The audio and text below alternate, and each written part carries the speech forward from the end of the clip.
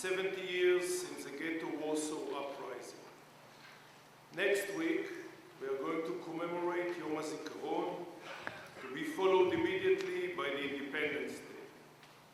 Those three mega events, the Holocaust, the War of Independence, and the establishment of the State of Israel, have indeed shaped our destiny as people, as nation.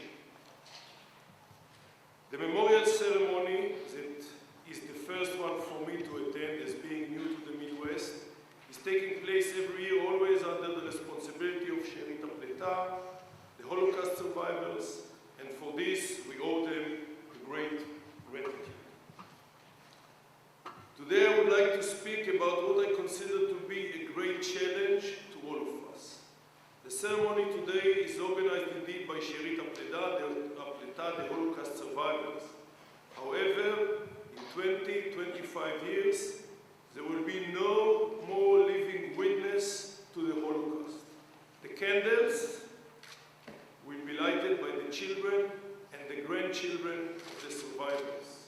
There will be no one to tell the story, nobody to say, I have been there, I have seen the inferno in my own eyes. All this might not have been so dramatic had there not been out there so many challenges to the memory of the Holocaust. Day in and day out, different people from all over the world are questioning the Holocaust, denying it, and trying to erase its memory. Actually, the place where we are at now, as many of you will remember and as was mentioned before, was in itself a target for such an activity, for such a challenge. In 1977, under the very wide umbrella of the First Amendment, a group of Nazis have threatened to march at the heart of Skokie, waving their swastika all over and chanting offensive slogans. All this in a place that was a home for so many Jewish people, many of them Holocaust survivors. So, can the second and the third generation take the lead from now on? Is it possible at all to keep the memory alive while those who witnessed the inferno are not with us anymore? The answer is yes. Yes, because we have no other choice. Yes, because it is our responsibility as people, as nation, to keep the memory alive. The memory of the most terrible thing that have ever happened to any group of people in the history of mankind. The only way to keep the memory alive is through education. So what is known in the Haggadah, which we've just read 2 weeks ago, Vehigadeta levincha, and you shall tell your son. This is our common responsibility of the first generation to speak, and the second and the third generation to listen. Only through this dialogue we can make sure that the memory of the Holocaust will stay alive after the witness is gone. I would like to thank you, and to all the survivors I would like to wish Ad 120. Thank you very much.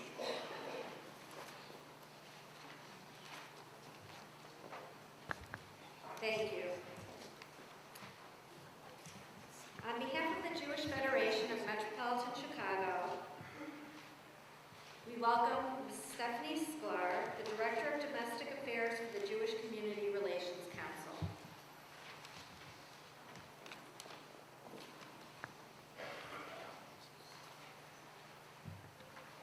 Good afternoon. On behalf of the Jewish Federation of Metropolitan Chicago, I'd like to say welcome and thank you to everyone for attending today. This is a sacred annual event that for many years JUF has been proud to support, and it is humbling to be part of such a significant program. I'm also so proud of the many ways JUF helps our Jewish Holocaust survivors here in Chicago and around the world. It has been a great honor for me to work with so many of you in the survivor community over the years.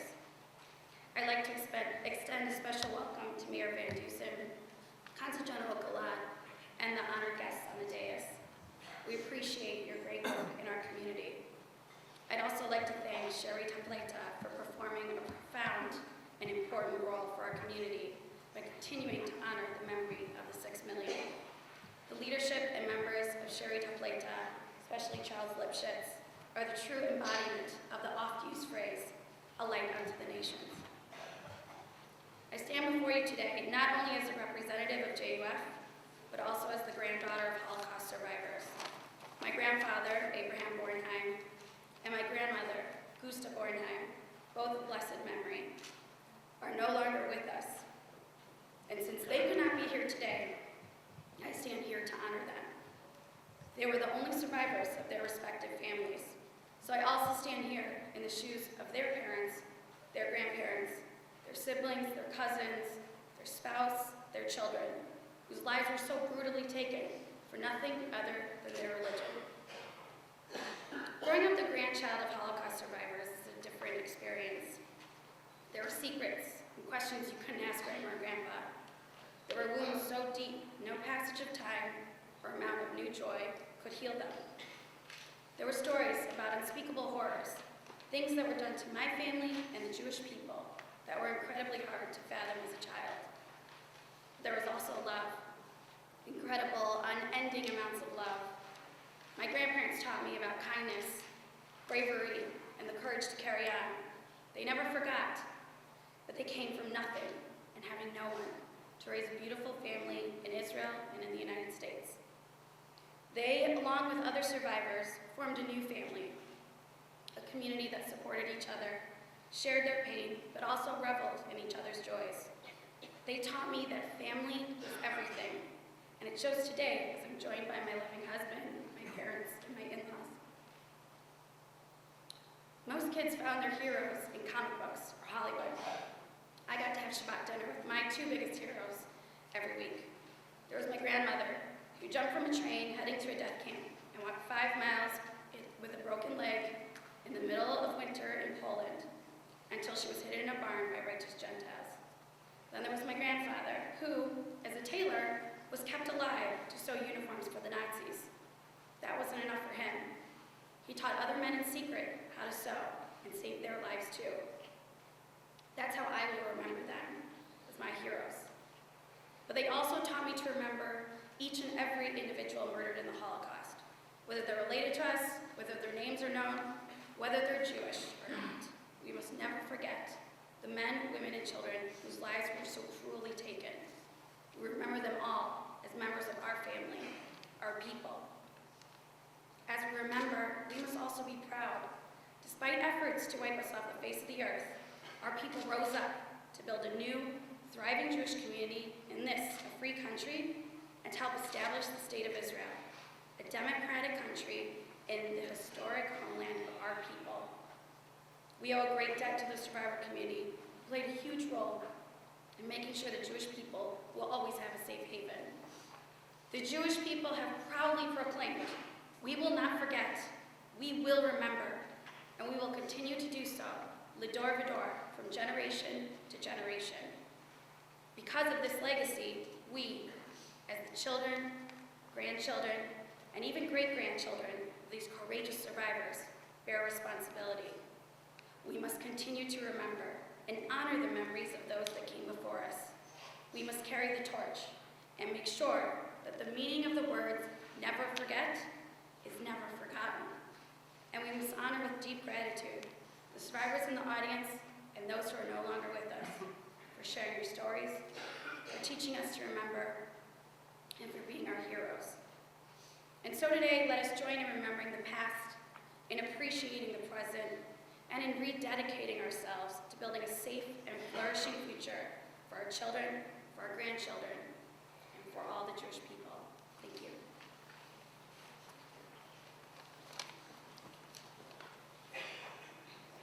Thank you, Stephanie. I'm sure your grandparents would be very proud. Now I'd like to introduce Yaakov Katz. Yaakov Katz is the military correspondent and defense analyst for the Jerusalem Post and the Israel correspondent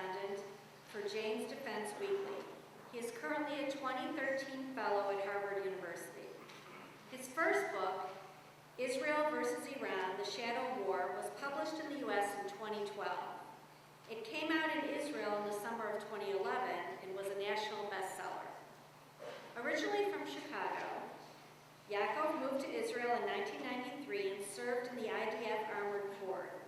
He lives now in Jerusalem with his wife and 4 children and has a law degree from Bar-Ilan University. But most importantly, he's the grandson of Charles and Renee Lipschitz.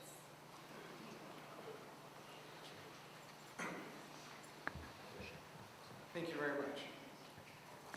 I was only 6 years old, but I remember the day like it was yesterday. We knew it was special, and my mother got my brother and I dressed in the special outfits, the ones that were usually reserved for Shabbat. But we also had to wear our raincoats, because it was 27 years ago, on a rainy day on April 8th, 1986.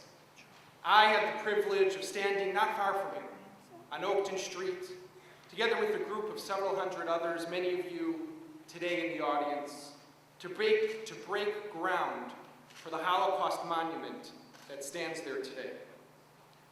My brother and I were just kids, but we knew what the Holocaust was. We had heard about how the Nazis had tried to march here in Skokie just several years earlier, and we were nothing but proud of the role that our grandparents played then and continue to play now in ensuring the remembrance of the 6 million Kedoshim. For years we came to this memorial ceremony, back when it was on Kimball Street, and then when it moved here to Skokie Valley. Each year we came, we sat quietly in the rows you are in now, we listened to the various speakers, but I have to admit, we were most attentive when listening to our grandfather, our hero, Charles Lipschitz, who always amazed us, as we just witnessed before, with his ability to put into words what other people are sometimes even too scared to think about. I'm honored to stand here before you today, not just as a former Chicagoan, as an Israeli journalist, a veteran of the Israel Defense Forces, but more importantly as a member of the 3rd generation, a membership I hold dearly. On one of the walls of my home in Jerusalem is a framed photo, an old black and white picture, one that shows a few dozen young girls lined up in row upon row upon row. It is one picture of just a handful that my grandparents managed to obtain after it also literally survived the war. In it, towards the middle of the upper row, is a young girl with curly hair, my grandmother Renee Lipschitz. It was taken of her class in her hometown in Poland, Sosnowiec. The picture is ripped in half and taped back together. I guess that's just how it survived. But for me, I always felt it told another story. Did it possibly hint that one half of the picture, those girls were those who survived, or the other half were the ones who survived? As a journalist and author, I'm often asked about the source for my curiosity, for my love for storytelling. And my answer, honestly, is that it largely comes from my grandparents. My childhood was filled with stories about their childhood, and I always was left with the thirst for more. They did not speak much about their experiences inside the camps, but what intrigued me just as much was their lives before they were taken by the Nazis. It was like having a window opened into a lost world.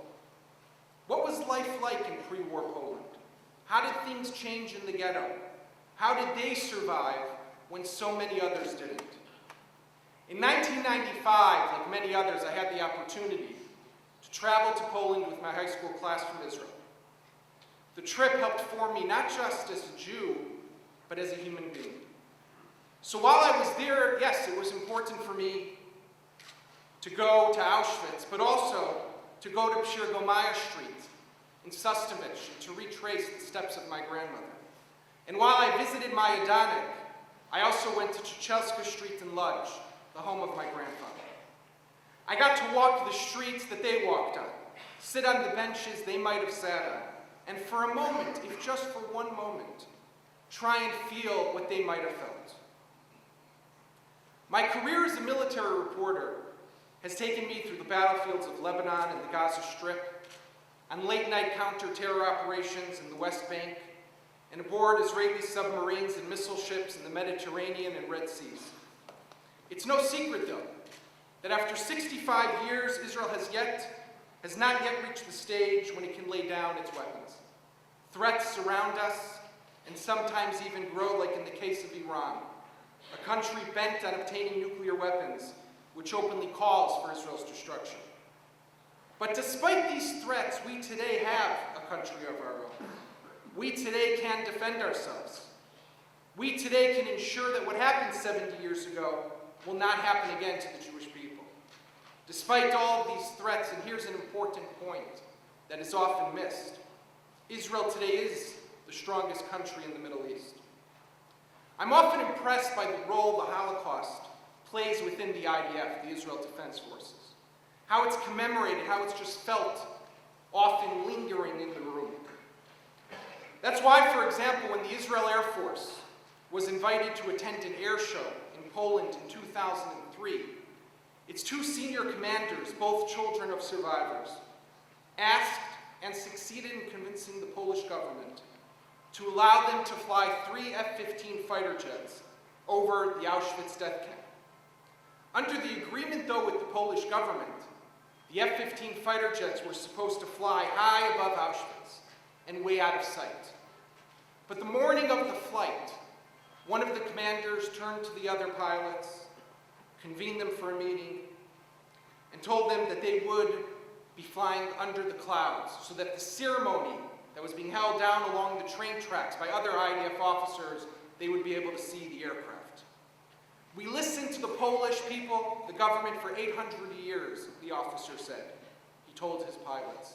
Today, we don't have to listen anymore. The picture of those 3 F-15s flying over Auschwitz, a demonstration of Israel's might and independence, can be found today hanging on the walls of hundreds of offices of IDF officers throughout dozens of military bases in Israel.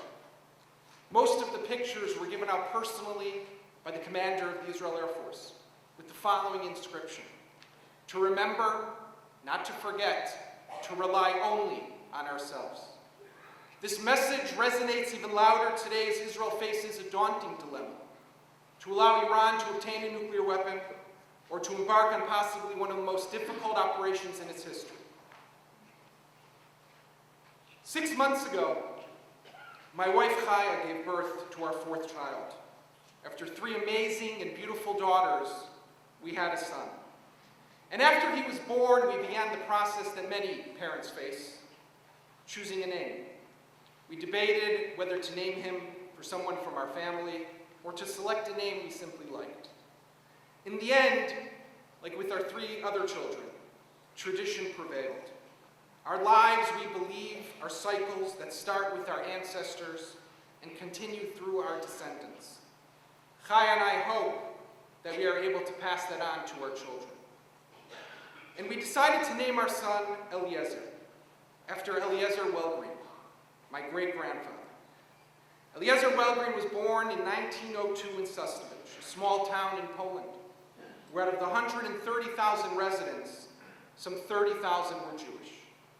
He was the son of Tamara and Abraham and married to Esther Zellinger. Eliezer became a leather merchant, made a decent living to provide for his wife and 2 children, Henry and Renee, my grandmother.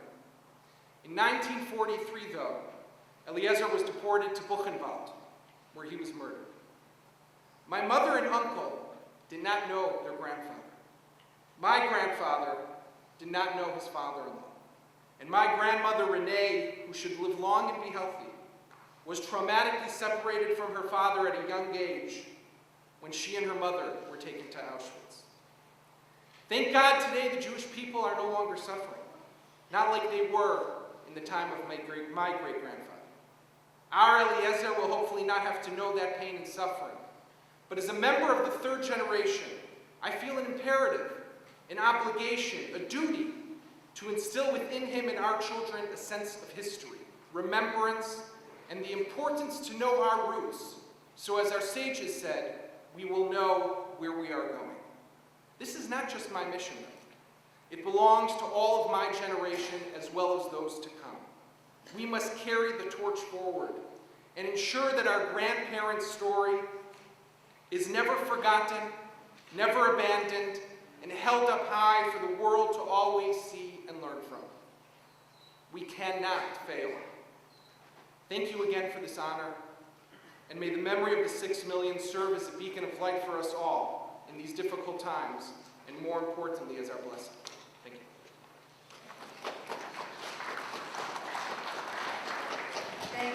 Thank you, Yaakov, and I'm sure you've made your grandparents very proud also. I'd now like to call on Matthew Silberman, my son. He's a senior at Ida Crown Jewish Academy, and he'll tell you his story.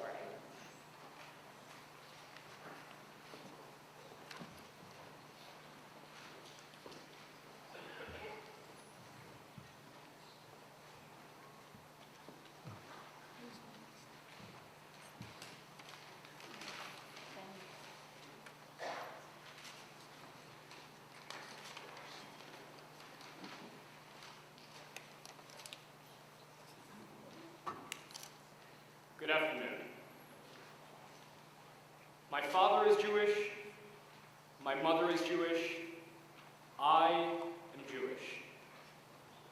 These were among the final words of Daniel Pearl, an American journalist, before he was murdered by the terrorists who kidnapped him in Pakistan in 2002.